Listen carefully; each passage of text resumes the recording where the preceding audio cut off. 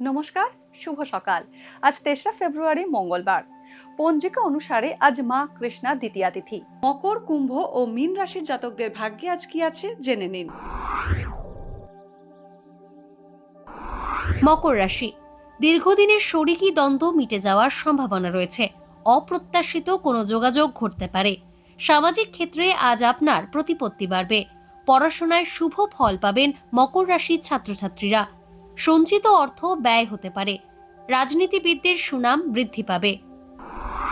কুম্ভ রাশি, জ্ঞাতি শত্রুতায় ক্ষতি হতে পারে কুম্ভ রাশির জাতকদের।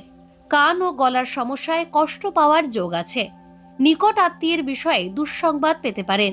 শরীরের নিম্নাঙ্গে আঘাত পেতে পারেন এবং রক্তপাতের সম্ভাবনা রয়েছে। দাম্পত্যে মতান্তর আসতে পারে। সঞ্চিত অর্থ অপব্যয় হতে পারে। মীন রাশি, অকারণে সুনামহানির সম্ভাবনা রয়েছে। সম্পত্তি সংক্রান্ত বিবাদ মিটে যেতে পারে। আর্থিক অবস্থা ভালো থাকবে না। ছাত্রছাত্রীদের পড়াশোনায় অমনোযোগ বাড়বে। শিল্প সংক্রান্ত কাজে যুক্ত ব্যক্তিদের আয় বাড়তে পারে। আগের নেওয়া ঋণ শোধ করতে পারেন। অকৃতজ্ঞ মানুষের থেকে দূরত্ব বজায় রাখুন।